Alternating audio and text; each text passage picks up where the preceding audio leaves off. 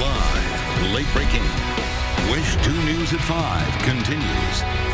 In Commitment 2016 tonight, Congressman Patrick Murphy is under attack over claims he's not a certified public accountant. WESH 2's political reporter Greg Fox puts those claims up against our exclusive truth test. Patrick Murphy, applying for the U.S. Senate. I believe that my background as a CPA and small business owner is exactly what we need. Let's verify this. This commercial attacking Democratic U.S. Senate candidate Patrick Murphy is from the National Republican Senatorial Committee, which is trying to help Republican Marco Rubio win re-election. Here's a news story. Never worked as a CPA? The ad refers to a Miami news report that looked into Murphy's past. First, let's look at what the ad wants you to believe, then at what it actually says. Let's bring up the WESH 2 News Truth Meter. First, is Patrick Murphy a certified public accountant?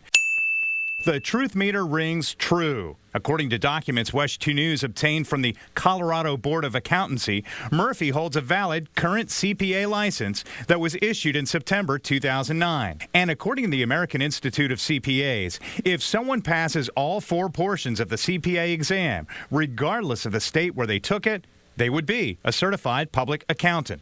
And from UCF accounting professor Dr. Vicki Arnold, quote, if an individual holds a current CPA license, they are a CPA. But the ad says he never worked a day in his life as a CPA. And the truth meter rings mostly true on that claim. Under Florida law, to work as a certified public accountant means you hold a license to practice public accounting in this state. Murphy worked as an auditor at Deloitte in Miami, and 9 months after getting his Colorado CPA license, he left the firm. The Murphy campaign calls this old news, considering it came up 4 years ago when Murphy ran for Congress. Not certified or registered as a CPA in the state of Florida, and that means you're kind of misleading people. I am a certified public accountant in the state of Colorado. I've never hid that. I have my license in my pocket right now. The title of this ad is Resume, but it doesn't say anything about Murphy's current job in Congress or what he plans to do if elected to the U.S. Senate.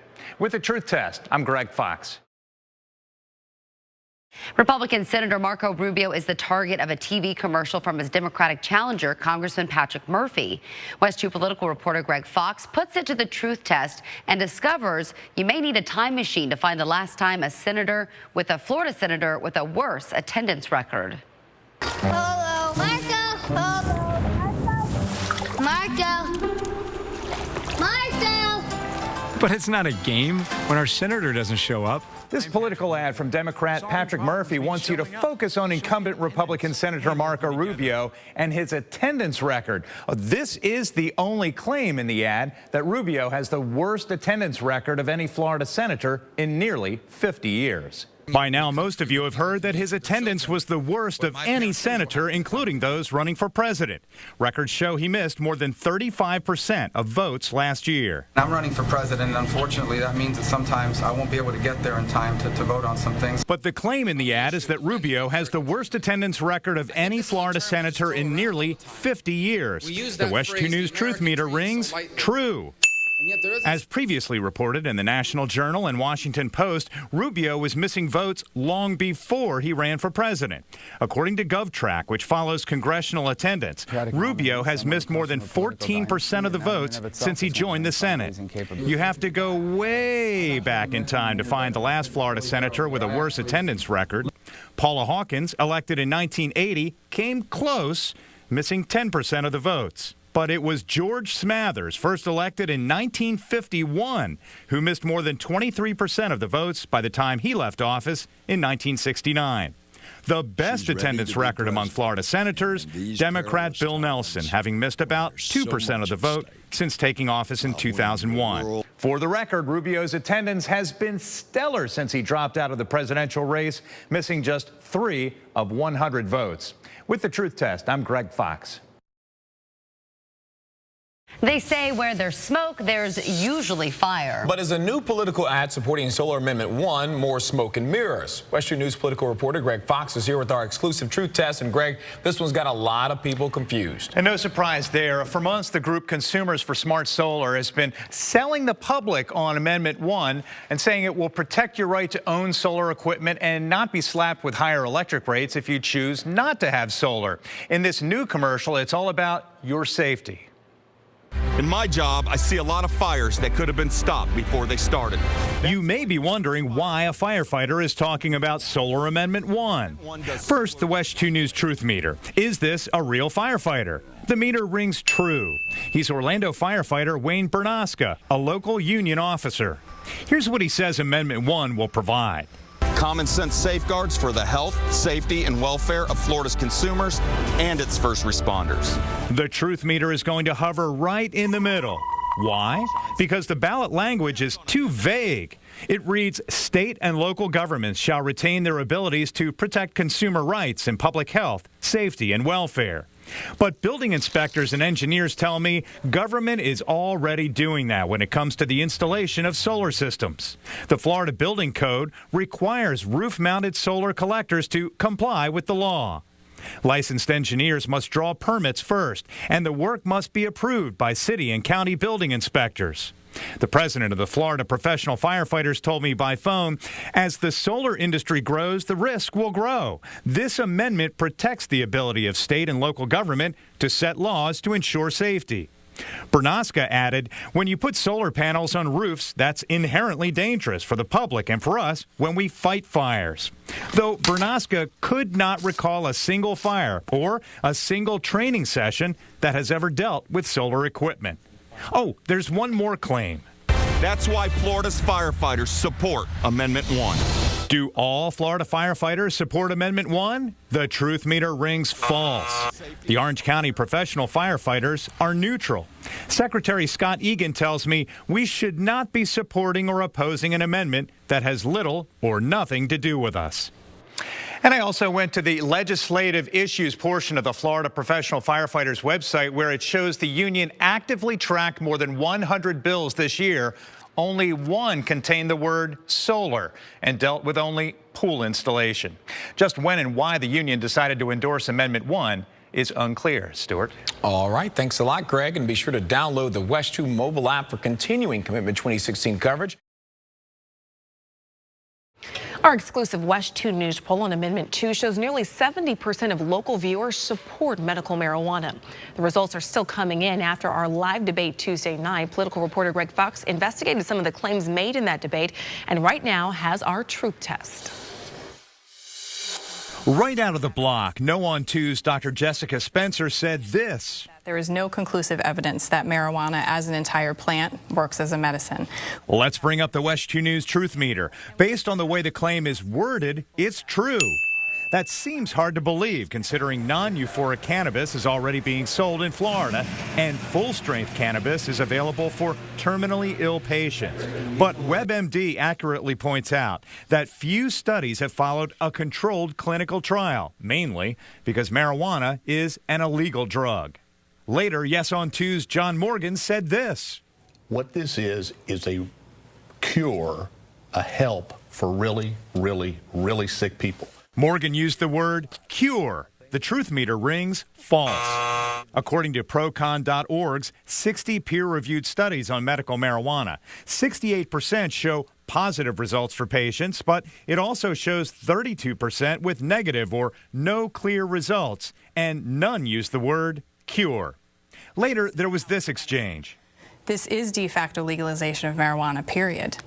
Just because you say it's de facto legalization of marijuana, it's not. According to the truth meter, Dr. Spencer's claim is false. The amendment language is clear. Nothing in this section shall affect or repeal laws relating to non-medical use, possession, production, or sale of marijuana.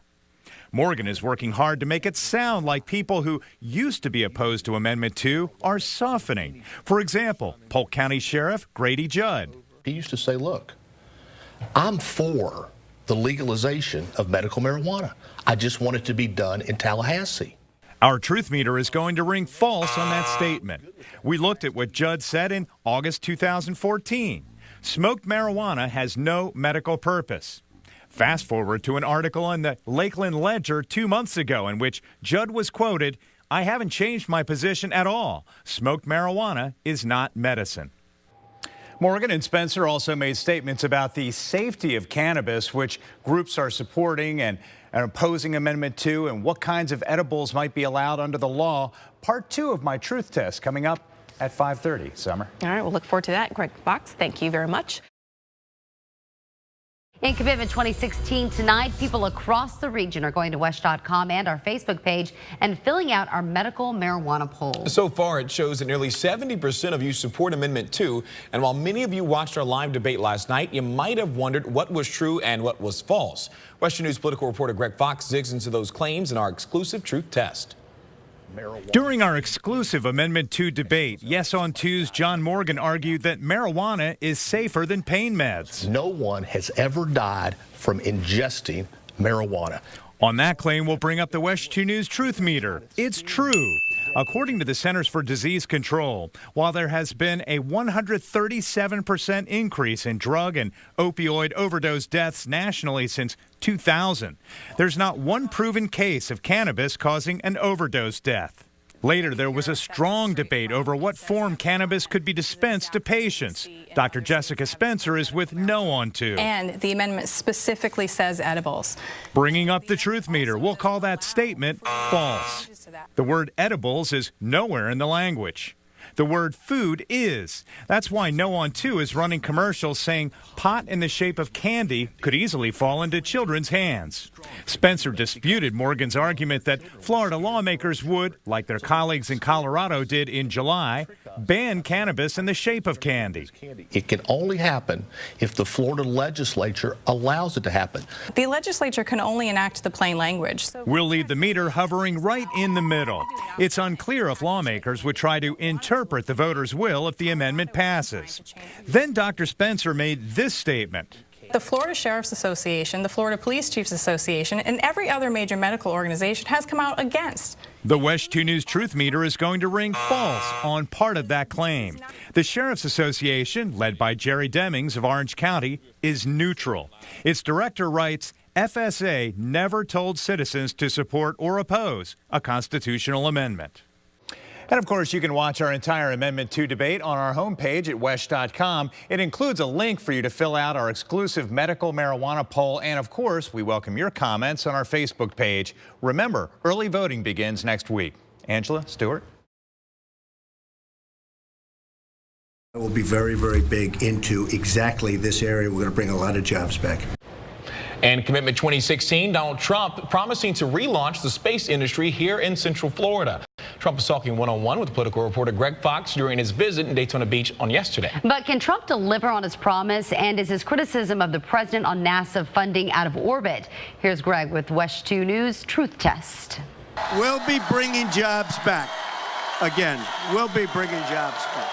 Republican Donald Trump made that promise in Daytona, but will his economic plan really create more jobs? More on that in a minute.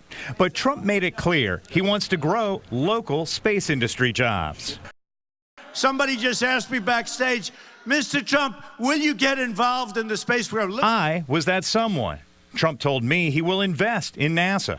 Has the president not served this area well in continuing the investment in our space exploration? Well, he's not only served it badly, he's told lies because he talked about investing and it's going the opposite direction. Let's bring up the truth meter. Has NASA funding under Barack Obama gone down during his presidency? The truth meter rings two ways. First, it's true that twice under Obama, the NASA budget was cut, and in his first year, it was frozen.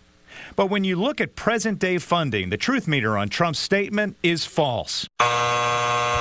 Here's why. In 2010, the NASA budget was $17.8 billion. The current budget is $19.3 billion, up $1.5 billion since Obama was sworn in. As for that first pledge by Trump, we'll be bringing jobs back. Will Trump bring back jobs? The truth meter stays right in the middle. Moody's Analytics compared Trump and Democrat Hillary Clinton's economic plans and found Clinton's plan more favorable, more jobs, and a growing economy. In fact, CNBC reports the Moody's analysis will, quote, bring a stronger economy under Clinton and a recession with Trump, who said this when I asked him about it. Well, it's a false report.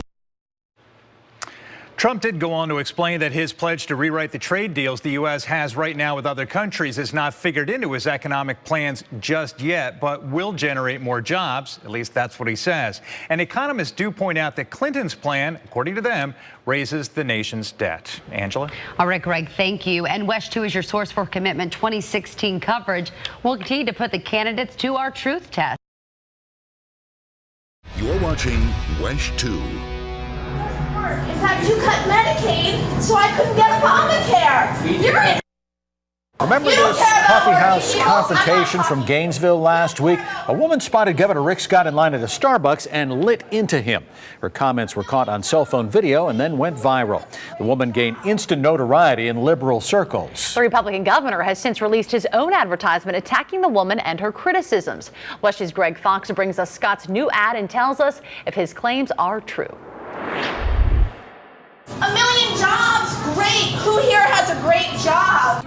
Well, that woman clearly has a problem. This ad from Governor Rick Scott's Political Action Committee targets former Lake Worth Commissioner Kara Jennings, who describes herself on Facebook as a community activist and aims to respond to her outburst caught on video last week. Shame on you, Rick Scott. You're an embarrassment to our state. Scott talked about the verbal attack and the motivation behind his own ad. That was put out by Let's Get to Work, which is 527. You can talk to them about that, but I think what it did was just try to set the record straight. Let's look at the substance of her question about who around here has a job. Since Rick Scott became governor, 9,300 new jobs have been added, all in this area. In fact, unemployment here was cut in half. Scott's claims are true. According to federal labor stats, non-farm worker jobs created under Scott in Gainesville, where the confrontation took place, totaled 10,500. Well, that's actually more than cited in the Scott ad. And unemployment was nearly cut in half. 1 million jobs, great. True, our WESH 2 News research shows 1.2 million jobs have been created since Scott took office. And what does Jennings have to say about the Scott ad? Technically, everything he said is true. Whether or not it has merit and bearing on the situation at hand is a different question. In the YouTube popularity contest, the video of Jennings is way ahead of the governor's commercial. His ad has more than 760,000 views. The Jennings video has 2.2 million. Meredith? The Republican National Convention is in full swing right now, and tonight WESH 2 is putting claims made during some of the event's biggest speeches to the truth test. Last night, Donald Trump Jr. made the claim that Hillary Clinton will use executive orders to take away Americans' guns. WESH 2 political reporter Greg Fox breaks down the claim and the facts. She says she'll issue executive orders to take away Americans' guns. She wants to appoint judges who will abolish the Second Amendment. In examining that strong statement by Donald Trump Jr., let's first go back to what Hillary Clinton said at a New Hampshire campaign stop last October, where the Wall Street Journal quoted her as saying, "Let's do everything we can to make sure the irresponsible and the criminal and the mentally ill don't get guns." In January, she opposed a law that now protects gun makers from liability lawsuits. That this should be repealed. And 3 days after the Pulse nightclub massacre, Clinton said this: If the FBI is watching you for suspected terrorist links, you should not be able to buy a gun with no questions asked. But nowhere does Clinton say she will issue executive orders to take away Americans' guns. The claim by Trump Jr. is false. According to VoteSmart and Ballotpedia, which track candidate statements and their records, Clinton is certainly for gun control, but the statement by Trump Jr. is off base and aimed solely at scaring responsible gun owners into voting for Trump Sr. Coming up all new on WESH 2 News at 5, did Hillary Clinton pay her female staffers less money than the men in her office?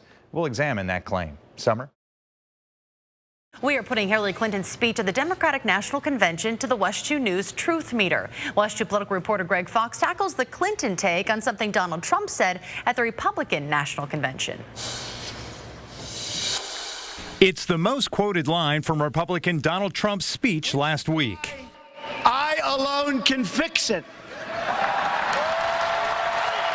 Which in turn led Democrat Hillary Clinton to mock him in her speech Thursday night, specifically scolding Trump for suggesting that America is broken and viewed poorly around the globe. Don't let anyone tell you we don't have what it takes we do.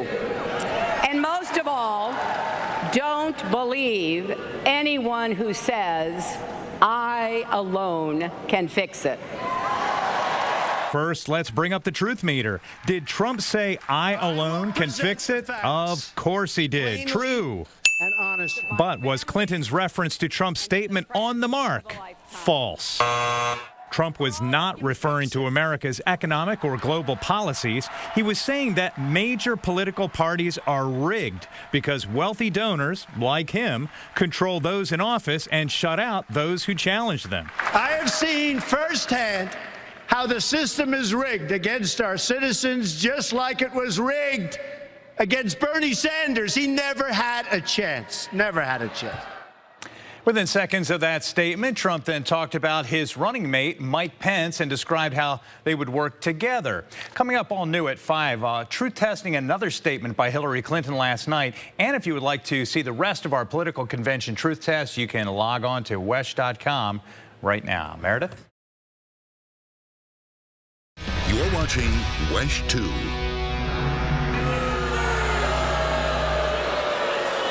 What difference does it make? Rudy Giuliani firing up the Republican National Convention delegates Monday night. He, along with the rest of the speakers, took to the stage and made some bold claims. Among them, that Hillary Clinton lied about what she knew regarding the 2012 attacks on Americans in Benghazi. WESH Chief political reporter Greg is here with us right now for our truth test. Clinton lying directly to the families of the people who were killed right to their face. New York's former mayor, Rudy Giuliani, had the Republican crowd on its feet, zeroing in on the 2012 attack on the U.S. consulate in Benghazi, Libya, that killed 4 Americans, including Ambassador Chris Stevens. Giuliani painted a picture of President Barack Obama and then Secretary Hillary Clinton, covering up the reasons behind the attack and not caring that it resulted in 4 American lives being lost. Hillary Clinton's answer to Congress about the death of these 4 brave Americans because of her gross failures as Secretary of State was, quote, what difference at this point does it make? Giuliani's statement is a distortion of the truth. Clinton was answering a question in a 2013 Senate hearing about whether the attack may have been spurred by an anti-Muslim video. With all due respect, the fact is we had 4 dead Americans. Was it because of a protest, or was it because of guys out for a walk one night who decided they'd go kill some Americans? What difference at this point does it make? 10 days after the Benghazi attack, Clinton called it an act of terrorism for the first time. And 5 weeks after the Benghazi attack, Mrs. Clinton told CNN the, quote, fog of war and the chaos surrounding the attack led to the Obama administration's initial belief that it was sparked by an anti-Muslim video. Coming up at 5, I'll truth test another claim last night. This one, only immigrants have gotten jobs while Barack Obama has been president. Back to you guys. All right, it was a big night for the Democrats. There were plenty of big speeches at the convention and plenty of claims, of course, to put through the WESH 2 truth test. Tonight, we're examining the claims that Donald Trump will abandon NATO and gamble away your Social Security. WESH 2 political reporter Greg Fox takes a closer look. Tim Kaine was on the stage barely a minute when he talked about his son, Nat, who serves in the Marines. He deployed overseas to protect and defend the very NATO allies that Donald Trump says he now wants to abandon. No doubt Trump has made it clear he does not like the U.S. relationship with NATO and believes America has been bearing too large a load when it comes to securing us and our allies. But abandon NATO? The WESH 2 News truth meter rings false on that claim. Just yesterday in Scranton, Trump said he wants to keep NATO but wants them to pay. He thinks NATO allies should be doing their fair share. And Ballotpedia quotes Trump July 17th saying this about the Middle East and NATO. Quote, we're going to have surrounding states and, very importantly, get NATO involved. Another sharp claim came from Senate Minority Leader Harry Reid. And Donald Trump and Mike Pence want to gamble with your retirement benefits in the stock market. This one has been kicked around for years, but with little traction. The Truth Meter calls this claim false. Here's what we found. The website On the Issues covers a 16-year span of Trump's statements on Social Security. In July of 2000, Trump said, quote, "I would never support what has to be the craziest ideas in the history of U.S. politics, allowing the government to invest Social Security retirement funds in the stock market." And in February, he said, "We're not going to hurt the people who have been paying into Social Security their whole life." Interesting footnote here. When former President George W. Bush was pushing for private investment accounts for Social Security, the idea was supported by Trump's running mate, then Congressman Mike Pence. But Congress never seriously considered the plan. Meredith. And WESH 2 News continues to truth test what people are saying at the political conventions. Yeah, claim made last night Hillary Clinton paid her female staffers less money than the men who worked for her. Now we ask WESH 2 political reporter Greg Fox, true or false? I'll explain whether it's true or false in just a second, but first let's listen to this powerful and potentially damaging statement against Hillary Clinton by the co-chair of the Republican National Committee, Sharon Day of South Florida. She repeatedly plays the gender card. In fact, she boasts, "Deal me in." Well, Mrs. Clinton, consider yourself dealt in, because as a senator, you paid women less than the men in your office. Day is speaking about the 8 years Clinton served as a New York senator prior to being appointed Secretary of State in 2009. Day's claim is based on a study by the Washington Free Beacon that reported Clinton paid women 72 cents for each dollar paid to men. But an analysis of 6 years worth of salary data by factcheck.org revealed that salaries for men and women in Clinton's office were virtually identical. According to Fact Check, the earlier study did not take into account the fact that many of the women working on Clinton's staff took unpaid leaves of absence to work on Clinton's re-election campaign and were therefore compensated by the campaign, not the Senate office. Based on that information, the WESH 2 News Truth Test calls this claim false. And it should also be noted that the majority of then Senator Clinton's staffers were women, not men. Stuart? More Commitment 2016 now, and WESH 2 News is truth testing some of these statements that were made during night 2 of the DNC. Tonight, checking the facts on a big statement made by former President Bill Clinton about his wife, the party's nominee. WESH 2 political reporter Greg Fox is live with us now. And Greg, this one is all about America's reputation around the world. Without question, and one person who we rely on to help build that positive image of America around the globe is the Secretary of State. Now, her husband had a lot to say about that last night, but is it true? Bill Clinton was talking about how his wife, Democratic nominee Hillary Clinton, raised the standing and popularity of the United States while she was Secretary of State. They know you, and that's one reason the approval of the United States was 20 points higher when she left the Secretary of State's office than when she took it. That's just the opposite of what Republicans claimed last week. One is real, the other is made up. But which party made up the story about Hillary Clinton's true impact on the global view of America? For that, we turn to two sources. First, the Pew Research Center, which tracks global attitudes and trends. The next, Global Scan, a company that surveys countries to gain understanding of how the U.S. and the rest of the world are viewed. Let's bring up the truth meter. Did Secretary Clinton raise the favorability rating of the U.S. by 20 points? The truth meter hovers right in the middle. According to Global Scan, the U.S. stood at 32% in 2008, the year Obama was elected, and rose to 47% by the time Clinton left the Obama cabinet. Pretty close to the mark her husband stated. But according to the Pew Center, America's favorability stood at 53% in 2009 and was down to 50% when Clinton resigned. Two respected research groups, two different results. And as we continue to confirm the facts and dispel the myths and the statements from the political conventions, you can see all of our truth tests by logging on to WESH.com. Meredith?